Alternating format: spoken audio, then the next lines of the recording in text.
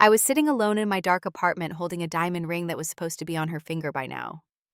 3 years. 3 years of loving Pascale, of building dreams together, of believing she was the woman I would spend my life with. I never thought a social media post would shatter everything I believed about us.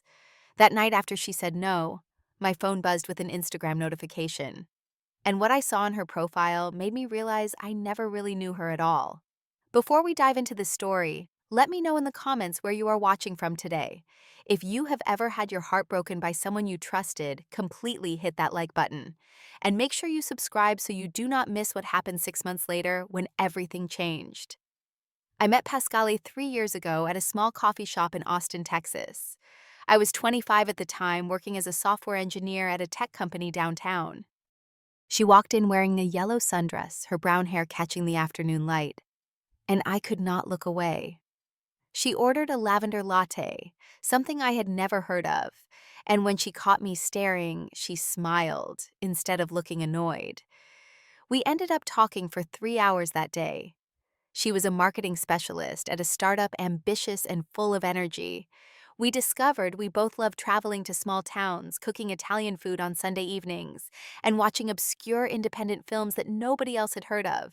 By the time the coffee shop closed, I had her number, and a feeling in my chest that this was something special. The first year was everything I had ever wanted in a relationship. Pascale was affectionate, thoughtful, and constantly talking about our future together. She would point out houses in the suburbs and say things like, "That would be perfect for us one day with a big backyard for our kids to play in." She talked about wanting 2 children, a boy and a girl, and how she wanted to name them after her grandparents. I fell deeper in love with every conversation. Her family welcomed me warmly. Her mother, Linda, treated me like a son from the very first dinner. Her father, who had passed away when she was young, was often mentioned in stories, and Pascal would say I reminded her of him in the best ways. My own parents adored her. My mother started asking about grandchildren within 6 months of meeting her. Everything felt like it was falling into place. But looking back now, there were signs I chose to ignore. Pascal was obsessed with her image on social media, particularly Instagram. She would spend 30 minutes taking the perfect photo of our dinner before we could eat. She would get upset if a post did not get enough likes within the first hour. She followed dozens of accounts with names like Boss Babe Empire and Independent Queen Living, and she would share their posts constantly. Sometimes she would make comments that bothered me, though I pushed them aside. She would see engagement announcements from people we knew and say things like, "She settled way too young. She has no idea what she is missing." Or she would watch friends get married and whisper, "I hope she does not regret giving up her freedom."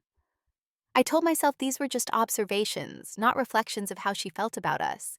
When I asked her about marriage, about our timeline, she always reassured me. "Of course I want to marry you, Marcus," she would say, kissing my cheek. "I just want us to be ready. I want it to be perfect." I believed her because I wanted to believe her. I trusted her words over the subtle warnings that were right in front of my face. After 2.5 years together, I decided it was time. I spent 6 months saving for the perfect ring, a 2-carat diamond in a classic setting that I knew she would love. I went to her mother for permission, and Linda cried happy tears saying she had been waiting for this moment. I booked a table at the Italian restaurant where we had our first official date, the one with the candles and the live violin music. I practiced my speech in front of the mirror until I had every word memorized. I was nervous but excited. I imagined her face lighting up when she saw the ring. I pictured her jumping into my arms saying yes before I even finished the question. I had already started looking at houses online, imagining where we would raise our family.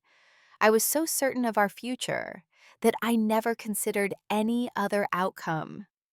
The reservation was for 7:30 on a Friday evening. I wore my best suit, the navy one she had helped me pick out for a company event. She wore a stunning red dress that made every head turn when she walked in. We ordered wine and appetizers, laughing about things that had happened during the week. She seemed happy, relaxed, completely normal. I had no idea that in less than 2 hours my entire world would collapse. The restaurant was perfect that night. Soft candlelight flickered across the white tablecloths, and the violin player in the corner was performing our favorite song from the first night we danced together. I had requested it specifically, wanting every detail to be exactly right. Pascale was glowing, sipping her wine, and telling me about a project at work that was going well. She had no idea what was coming, and I felt my heart racing with anticipation. We finished our main course, and the waiter cleared our plates. This was the moment I had been waiting for. The violin shifted to a softer melody, and I reached into my jacket pocket, feeling the velvet box against my fingers. My palms were sweating, but I had never been more sure of anything in my life. I stood up from my chair and walked around to her side of the table. Pascale looked up at me with curiosity. Then her eyes widened as I lowered myself onto one knee. The restaurant grew quiet as other diners noticed what was happening. I took her hand in mine, feeling it tremble slightly. Pascale, I began, my voice thick with emotion. 3 years ago, you walked into a coffee shop and changed my life forever. You have been my best friend, my partner, my everything. I cannot imagine spending a single day without you. I want to wake up next to you for the rest of my life. I want to build a home with you, raise a family with you, grow old with you.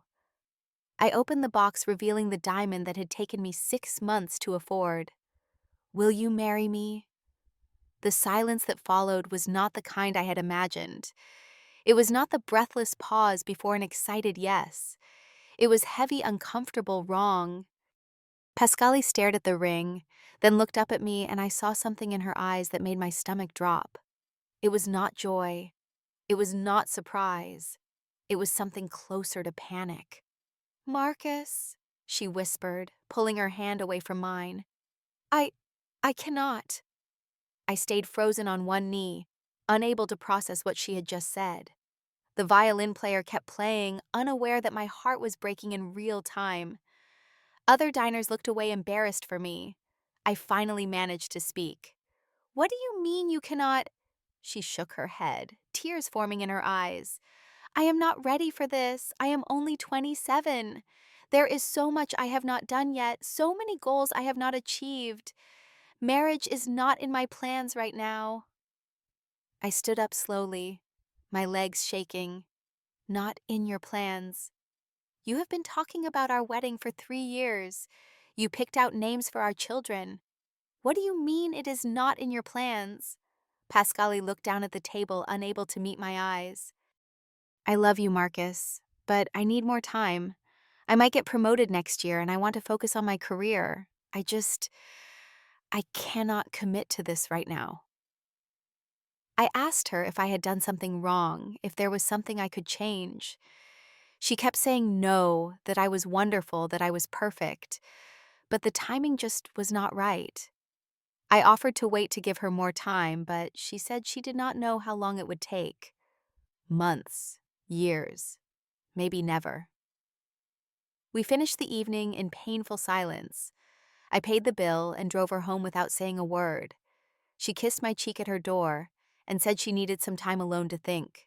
I drove back to my apartment feeling like I was underwater, like everything was happening in slow motion. I sat in the darkness for hours, the ring box still in my hand. I could not sleep, could not think, could not understand how the best night of my life had become the worst. Around midnight, desperate for any kind of distraction, I opened Instagram and began scrolling aimlessly. That is when I saw it. Pascale had posted something just 30 minutes earlier at 1:15 in the morning. It was a selfie, her face confident and beautiful with perfect makeup despite the late hour. The caption read, "Know your worth, queens. Do not settle for less. The right thing will come at the right time." I read those words over and over, feeling each one like a knife in my chest. Hundreds of people had already liked it. Her friends were commenting things like, "Yes, queen, and you deserve the world." They had no idea that less than 3 hours ago she had rejected a man who loved her more than anything. And I finally understood. I was the less she was refusing to settle for. I was the thing that was not quite right enough. The days after the proposal were the darkest of my life. Pascale did not call. She did not text to check on me or explain further. She simply disappeared from my life while continuing to post inspirational quotes on Instagram about independence and self-worth. Every post felt like salt in a wound that would not stop bleeding. I tried to go to work, but I could not concentrate. My manager noticed that my code was full of errors, that I was missing deadlines I had never missed before. He pulled me aside and asked if everything was okay at home. I lied and said I was fine, but nothing was fine. I stopped going to the gym. I stopped cooking the Italian dinners I used to love. I ate takeout alone in my apartment and lost 5 pounds in 2 weeks because nothing tasted like anything anymore. My friends reached out asking what had happened. Word had gotten around that I had proposed, and she had said no. I did not know what to tell them. She said she was not ready. Felt like a lie. But I did not have the words for the truth. My mother called every day, her voice full of concern and barely concealed anger at Pasquale. I told her I just needed time. 2 weeks after that night, Pasquale finally texted me. She said she had been thinking and wanted to meet to explain things better. I agreed, even though part of me knew I should not. I still loved her. I still hoped there was some explanation that would make everything make sense. We met at the same coffee shop where we had first talked 3 years earlier. She was wearing casual clothes this time, jeans and a sweater, her hair pulled back in a ponytail. She looked beautiful as always, but there was something different in her eyes, a hardness I had not noticed before. She started by apologizing for how she had handled things. She said she should have talked to me sooner about her doubts instead of letting me plan a proposal she knew she would reject. I asked her how long she had known, and she admitted it had been months. Months of letting me save for a ring, plan a perfect evening, believe in a future that was never going to happen. Then she said something that changed everything. "Marcus, I love you. I really do. But when I think about my future, I see something different than what we have. I want to travel to Europe, live in a big city, maybe Paris or London. I want a career that takes me around the world. And honestly," she paused, looking down at her coffee cup, "I always thought I would end up with someone more ambitious, someone who dreams bigger." I felt the words hit me like a punch to the chest. "More ambitious, I have a great career. I am about to be promoted. What are you talking about?" She shrugged, and the casualness of it broke something inside me. "You are happy with your life here, Marcus. Your job, your apartment, your routine. There's nothing wrong with that. But it is not what I want. I want someone who wants more, someone who matches my energy." I sat there in stunned silence, finally understanding. For 3 years, I had been a placeholder. I was good enough to date, good enough to bring home to her mother, but not good enough to build a life with. She had been waiting, hoping someone better would come along. And when no one did, she still could not bring herself to say yes to me. For the first time since that night in the restaurant, I did not feel sad. I felt angry. Not the explosive kind of anger that makes you yell or throw things, but a cold, quiet fury at myself for not seeing the truth sooner. I had spent 3 years proving my love to someone who was never going to see my worth no matter what I did. I left that coffee shop a different person. I went home and looked at her Instagram one more time at that post about knowing your worth and not settling. And I did something I had never done before. I liked the post. And then I left a comment that was only 2 words long, "Kings too." Within hours, my comment had more likes than anything I had ever posted. Strangers were replying with support, sharing their own stories of being made to feel less than enough. Pasquale never responded, but I saw that she had viewed my comment. That was all the acknowledgement I needed. I decided that day to take her advice. I was going to know my worth, and I was going to stop giving it to people who did not deserve it. The next 6 months transformed me in ways I never expected. I threw myself into becoming the best version of myself, not for Pascal, not for anyone else, but for me. I started waking up at 5:30 every morning to hit the gym before work. I signed up for a guitar class I had been putting off for years. I said yes to social invitations I would have declined before meeting new people and expanding my world. At work, I channeled my energy into projects that had been collecting dust on my desk.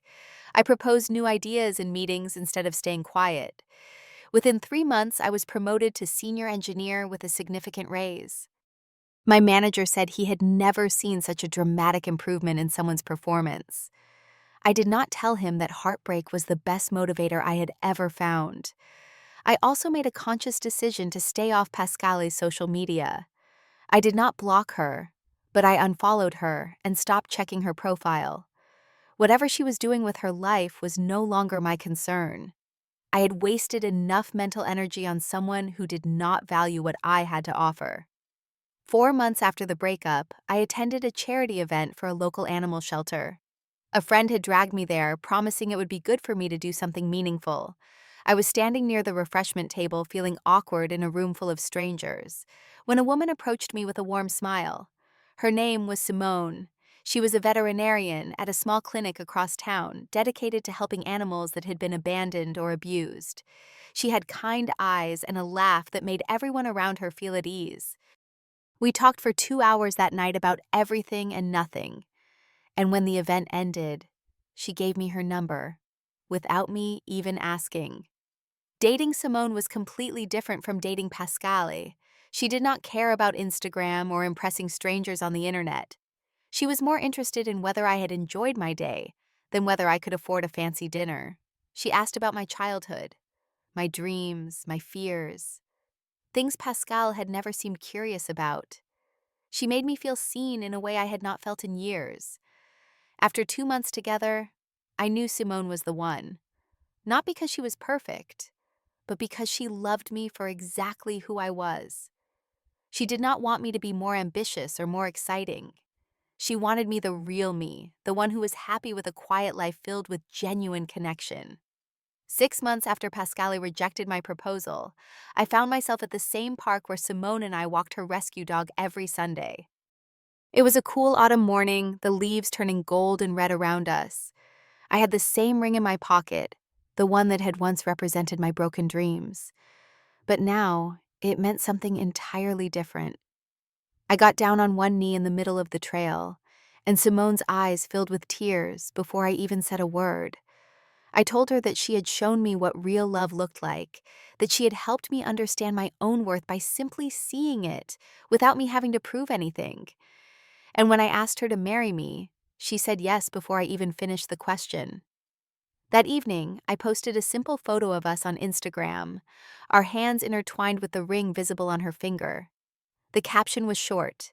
She said yes. Sometimes the right person comes when you stop looking. I did not think about Pascale when I posted it. I was not trying to prove anything to her. I was simply happy and wanted to share that happiness with the people who cared about me. But later that night, my phone rang with a number I had not seen in 6 months. It was Pascale, and her voice was nothing like the confident, self-assured tone I remembered. "Marcus, I saw your post," she said, her words coming out shaky and rushed. "I need to talk to you. Please." I could hear the panic in her voice, the desperation. Part of me wanted to hang up to leave her in the silence she had left me in for months, but I had grown past the anger. I was curious to hear what she had to say. She admitted everything that night. The 6 months since our breakup had not gone the way she had planned. The ambitious men she thought she deserved turned out to be shallow and self-centered. The exciting life she had imagined remained just that, imagination. She had gone on dates with people who looked impressive on paper, but treated her like an option rather than a priority. "I made a mistake," she said, her voice breaking. "I did not know what I had until it was gone. You were the best thing that ever happened to me, and I was too stupid to see it. I know my worth now, Marcus, and it is with you. Please give me another chance." I listened without interrupting, letting her pour out months of regret and realization. When she finished, there was a long silence on the line. Then I spoke calmly and without bitterness. "Pascal, I need to thank you," I said. "That post you made about knowing your worth and not settling changed my life. I took your advice. I learned my own worth. And I found someone who sees it without me having to prove anything." I told her that I genuinely hoped she would find happiness, but that it would not be with me. I explained that sometimes the best thing someone can do for us is say no, because it forces us to find the yes we truly deserve. I wished her well and said goodbye. When I hung up the phone, I looked at Simone sleeping peacefully beside me, her hand resting on our dog curled up at our feet. I felt no anger toward Pascale, no satisfaction at her regret. I only felt gratitude for the path that had led me here. Looking back on everything now, I realized that the night Pascale rejected me was not the end of my story. It was the beginning. I had spent so long trying to be enough for someone who would never see my value that I had forgotten to see it myself. The healing did not happen overnight. There were weeks when I still woke up reaching for her side of the bed, months when a song or a smell would bring back memories I was trying to forget. But slowly, day by day, I rebuilt myself into someone stronger. Not because I wanted revenge or validation, but because I deserved to be happy. Simone taught me that real love is not about finding someone who completes you. It is about finding someone who celebrates who you already are. She never asked me to change, to dream bigger, to be more than I was. She simply loved me, and in doing so, she showed me what I had been missing all along. Know your worth is not just a caption for social media. It is a commitment to yourself. It means refusing to beg for love from people who see you as less than. It means walking away from situations that diminish you even when it breaks your heart. And it means trusting that when you stop settling, the right thing really does come at the right time. If you are watching this and you have ever felt like you were not enough for someone, I want you to know something. Their inability to see your worth does not decrease your value. It only reveals theirs. The people who are meant to love you will never make you question whether you deserve it. Now, I want to hear from you. Have you ever had someone reject you only to regret it later? How did you find your own worth after being made to feel less than? Share your story in the comments below. Your experience might be exactly what someone else needs to hear today. If this story resonated with you, please hit that like button and subscribe to the channel for more real stories about love loss and finding yourself. And share this video with someone who might need a reminder of their own worth today. Thank you for listening to my story. I hope wherever you are in your journey, you remember that knowing your worth is not arrogance, it is survival. And sometimes, the best thing that happens to you is someone saying no, because it opens the door for someone who will always say yes. Take care of yourselves and never forget kings and queens deserve to be treated like royalty. Do not settle for anything less.